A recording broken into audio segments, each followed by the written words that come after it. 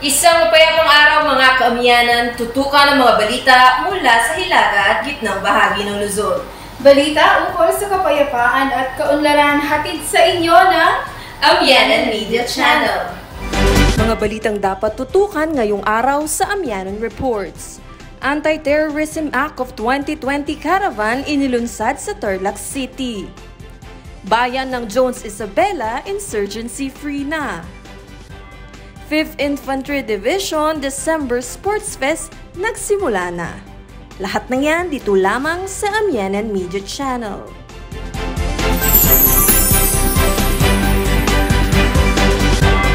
Naglunsad ng Northern Luzon Command Armed Forces of the Philippines, katuwang ang Anti-Terrorism Council Program Management Center ng isang caravan tungkol sa Anti-Terrorism Act of 2020 na dinaluhan ng iba't ibang ahensya ng gobyerno sa Tarlac City upang magbigay liwanag patungkol sa mga katanungan ukol sa nasabing topiko. Ating alamin ang buong detalye sa report ni June Rebosa. Nagkaroon ng mahalagang pulong ang Anti-Terrorism Council Program Management Center o ATC-PMC sa pangunguna ni Undersecretary Abraham A. Puruganan. Kasama ang kanyang delegasyon, nagtungo sila sa Tarlac City nitong Lunes upang makipagpulong kay Lieutenant General Fernil G. Buca, Philippine Air Force, ang commander ng Northern Luzon Command ng Armed Forces of the Philippines. Layunin ng nasabing pagbisita na palakasin ang mga collaborative frameworks at i-align ang mga estratehikong inisyatiba para sa patuloy na pagpapalakas ng seguridad ng ating bansa laban terorismo. Upang lalong mapalawig ang kaalaman at kamalayan ng kasundaluhan ng NOLCOM ukol sa mga probisyon at konsepto ng Anti-Terrorism Act of 2020. Nagsagawa ang ATC-PMC ng isang caravan nitong ika-12 ng Disyembre sa Cordillera Hall ng Camp Aquino, Tarlac City na dinaluhan ng 75 partisipante mula sa hanay ng Philippine National Police, Department of Justice at AFP. Ayon sa delegasyon ng ATC-PMC, sa pamamagitan ng ATA 2020 Caravan, makapagbibigay ito ng impormasyon sa ating mga kasundaluhan at kababayan hinggil sa probisyon ng batas at kung paano makakatulong sa ating laban terorismo. Sa pagtatapos ng nasabing pagpupulong, inihayag naman ni Colonel Romulus Joseph Cañeso, Philippine Army, ang Chief of Unified Command Staff ng NOLCOM, ang mensahe ni Lieutenant General Fernil G. Buca, Philippine Air Force Commander ng NOLCOM. Kanyang hinihatid ang pasasalamat ng NOLCOM sa mga miyembro ng ATC-PMC at iminungkahi na ang patuloy na pagtutulungan ng kasundaluhan, ATC-PMC at ng publiko ay mahalaga upang mapigilan ang terorismo at mapanatili ang kapayapaan sa ating mga komunidad. Kanya ring idiniin na mahalaga ang papel ng bawat isa sa ating lipunan upang mapanatili natin ang kaligtasan at kapayapaan. Mula dito sa Tarlac City, para sa Amyanan Reports, ako si June Rebosa, nag-uulat para sa kapayapaan at kaunlaran. Para pa rin sa usaping pangkapayapaan, bayan ng Jones Isabela idineklara ng insurgency-free. Ito na ngayon ang ika-4 na bayan sa Isabela na malaya na mula sa presensya ng mga komunistang teroristang grupo. Ang iba pang kaganapan at detalye ihahatid ni Miko Agonoy. Matapos ideklara ang mga bayan ng San Mariano, San Guillermo at Itiague Isabela bilang insurgency-free, ay dineklara na rin ng Jones Municipal Task Force to End Local Communist Armed Conflict at Municipal Peace and Order Council ang Jones Isabela bilang insurgency-free nitong ika-4 ng Disyembre 2023. Sa bisa ng Resolution 2003-123 ng Sangguniang Bayan, tinanggap ng lokal na pamahalaan ng Jones ang rekomendasyon ng PNP Jones at 86th Infantry Battalion ng 5th Infantry Division na ideklara itong malaya na impluwensya ng communist terrorist group. Simula 2021, wala nang naitalang CTG violent at non-violent activities sa basehan para maideklarang insurgency-free ang nasabing bayan. Bukas sa kasaysayan ng Jones ang lakas ng puwersa ng komunistang teroristang grupo sa mga nagdaang taon. Sa katunayan, bahagi ito ng tinatawag na Jessa Complex, binubuo ng mga bayan ng Jones, Itiague, San Agustin, San Guillermo at Angadanan. Dito nagpalakas ng puwersa ang mga NPA bago sila tumulak sa iba't ibang bahagi ng lambak ng Cagayan. Ang Jones Isabela Isabela ang ika-4 na bayan sa dineklarang insurgency-free matapos ideklara ang San Mariano, San Guillermo at Itiague. Sa kanyang mensahe, nagbalik tanaw si Jones sa Mayor Nel Montano na noong unang panahon kapag binabanggit ang kanilang bayan ay NPA ang agad na pumapasok sa isipan ng mga tao. Dagdag pa nito na kinakatakutan dati ang kanilang bayan, kaya labis ang pasasalamat nito na sa pagdeklara ng kanilang bayan bilang insurgency-free ay malaking tulong ito para sa tuloy-tuloy na pag-unlad. For almost 50 years, more than 50 years, at last na-declare na yung aming bayan bilang insurgency free.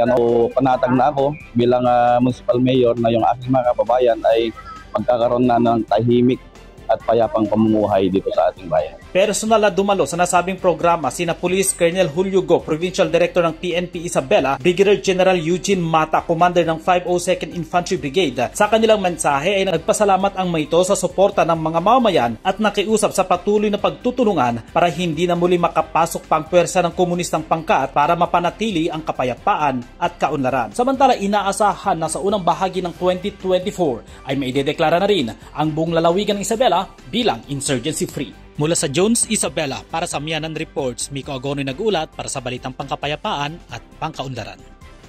Naglalakihang mga personalidad sa showbiz nakiisa sa Basketball for a Cause na isinagawa sa Fort Magsaysay sa Nueva Ecija.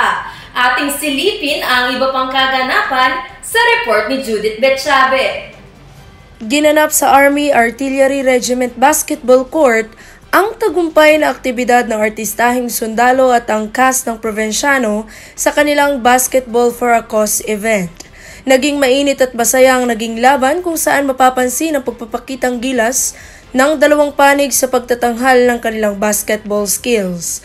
Ang mga artistahing sundalo ng AAP players ay mula sa iba't ibang Philippine Army Major Unit ng Fort Magsaysay upang ipakita ang pakikiisa sa layuning makatulong sa mga kababayang nangangailangan. Magandang hapon sa ating lahat. So, ang masasabi ko dito, nandito ngayon ang mga kasundaluhan natin, kasama yung cast ng Provinciano. So, nakikita natin yung camaraderie na tinatawag natin na 1/4 mag na sama-sama yung mga kasundaluhan natin na magkaisa. Kasama itong ang cast ng mga Provinciano. Yung pinaka-purpose nito is yung malikom natin na kita dito ay may tulong natin sa mga kapuspalan natin kababayan, yung mga indigenous people na hindi yung mga sa far-flung areas na hindi naka-receive ng mga services. Medyo less yung naibigay na services doon. So, through our mga G7 natin, ng bawat unit natin, with the Provinciano, nagkaisa po tayo na makalikom ng funds na maitulong sa ating mga kapuspalan na mga kababayan. So kami po ay nagpapasalamat. So I'm from the Aviation Regiment, also representative from the Aviation Regiment. Papasalamat kami sa mga commanders ng bawat unit dito sa 7ID na tinatawag natin na 1/4 mag. Lahat ay nagkaisa para sa ating mamamayan at magserbisyo sa mga kababayan natin. Hindi lamang talento sa pag-arte ang ipinakita ng mga Provinciano cast na sina Mr. Jeric Raval, Mark Heras, Mark Anthony Fernandez, Miss Katia Santos, Diego Loizaga at ang PBA player na si Michael Vincent Belga. Ipinakita nila ang kanilang puso para sa kapwa. Itong Basketball for a Cause na to, para po sa mga kababayan natin na especially sa most indigent. Siguro doon na yun ang isa sa mga purpose nitong Basketball for a Cause naman. Usually naman, ganun naman lagi. Nagpapasalamat po tayo sa 1/4 community and sa 7ID. Ang kita mula sa event ay laan para sa mga indigenous people at mga kapuspalad. Ito ay nagdulot ng aliw at tulong sa mga nangangailangan. Nagkaroon din ng pagkakataon ng mga manonood na makita ng personal at makapagpa-picture sa kanilang mga iniidolo. Sa pagtatapos ng magiting na laro, hindi lang ang 1/4 mag community ang nagtagumpay kundi ang mga benepisyaryo rin ng kanilang advokasya. Isang malaking tagumpay para sa larangan ng basketball at pagtutulungan ng sining at serbisyo militar. Para sa Amianan Reports, ako si Judith M. Betchabe para sa kapayapaan at kaunlaran. Sa usaping sports pa rin, nagpatigasan naman ng galing ang kasundaluhan ng 5th Infantry Division sa kanilang December Sports Fest 2023 na isinagawa sa Isabela. Ang buong detalye sa report ni May Quesada. Hindi lang sa pag-asinta ng target, gamit ang baril masusubukan ang galing ng mga sundalo kundi sa paglalaro ng iba't ibang sports. So with that, as the commander of the Infantry Division, and with the authority vested in me, I hereby declare the Sports Fest, the Christmas Sports Fest 2023 open! Disyembre 4, formal na binuksan ang Christmas Sports Fest 2023 ng 5th Infantry Division. Ito pinangunahan ni Major General Audrey L. Pasha, Commander ng 5th Infantry Division. Lakas, liksi, diskarte at abilidad. Ito ang puhunan ng bawat manlalaro na sasabak sa mga laro na hati sa 4 na team ang bawat opisina sa loob ng kampo at maglaban-laban sa iba't ibang kategorya ng laro. Ito'y binubuo ng red, blue, green at yellow team.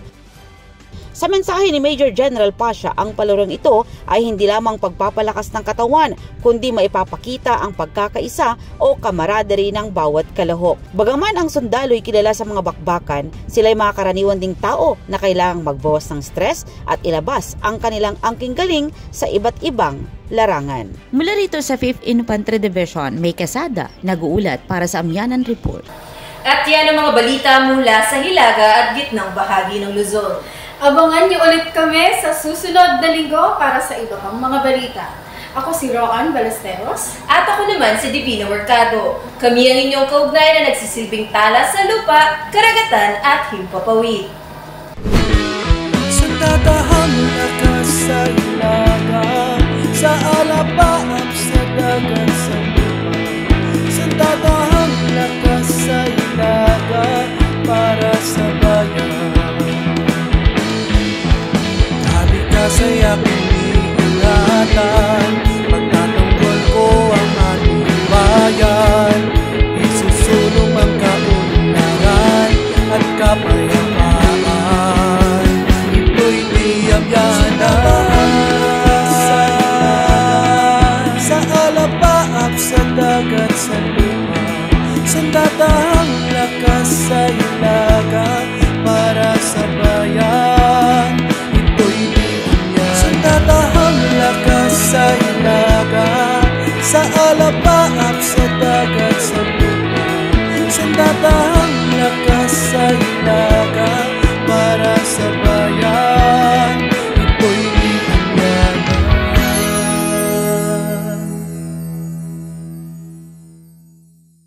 Mga kaamyanan, subscribe, like, and share our YouTube channel. Hit the notification bell below upang maging updated sa latest news and happenings sa hilaga at gitnang Luzon. Dito lamang yan sa Amyanan Media Channel.